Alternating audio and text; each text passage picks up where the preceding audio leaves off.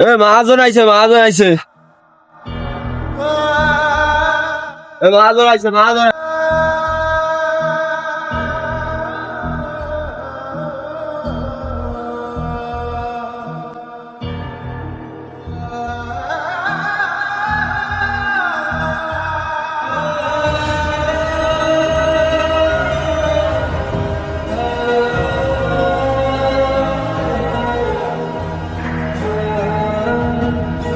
আসসালামু আলাইকুম।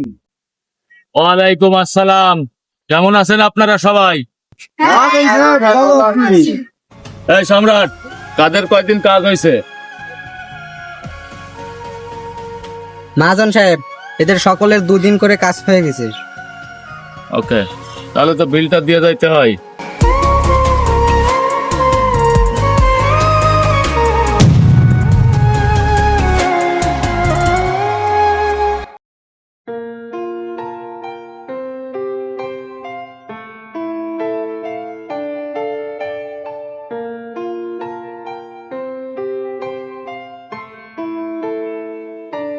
আচ্ছা, তুমি ছোট ছোট মানুষ কাজে নিছো কেন?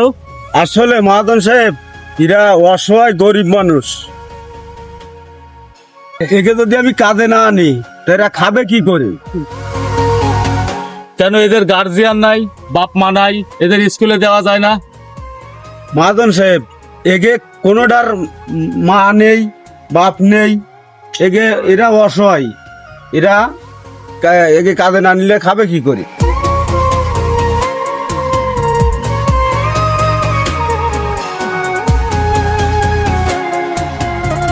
মহাজন সাহেব, আমাকে শুধু 100 টাকা দেন।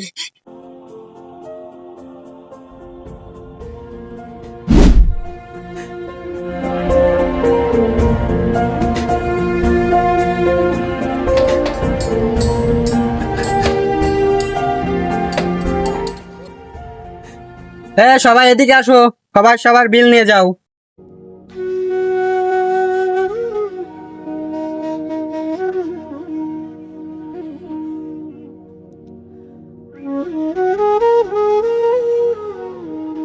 মহাজন, আমাকে আজকেও শুধু 100 টাকা দেন। আচ্ছা, তোমার সমস্যা কি? প্রতিদিন কাজ করে 100 টাকা নাও, বাকি টাকা কি হবে? মহাজন সাহেব, আমার এই টাকাগুলো আপনাদের জমা থাকুক। আমি যেদিন কাজ ছেড়ে চলে যাব, সেদিন আপনি আমার টাকা হিসাব করে দিয়ে দেবেন। বর্তমান জামানায় একবারে খাইতে গেলে সর্বনিম্ন 200 টাকা লাগে। তুমি 100 টাকা নিয়ে 3 বেলা কি খাও? মহাজন সাহেব, আমি হইতে লেগে 3 বেলা ডাল দিয়ে ভাত খাই।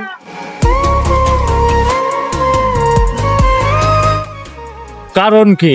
এটা করো কেন তুমি? মহাজন সাহেব, আমার মা অনেক অসুস্থ, তার জন্য টাকা লাগবে প্রচুর। কত টাকা লাগবে? অপারেশনের জন্য প্রায় 3 লাখ টাকা লাগবে। তুমি আমাকে আগে বলনি কেন?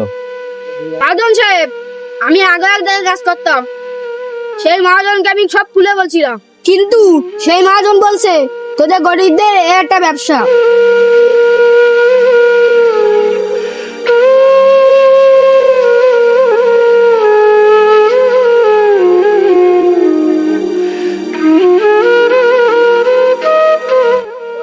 তোমার মার অপারেশনের টাকা সম্পূর্ণ আমি দেব। তুমি আজকে থেকে 3 বেলা পেট ভরে ভাত খাবা এবং ভালো কাপড় কিনবা, ভালো কাপড় পরবা। তোমার মার দায়িত্ব আমার।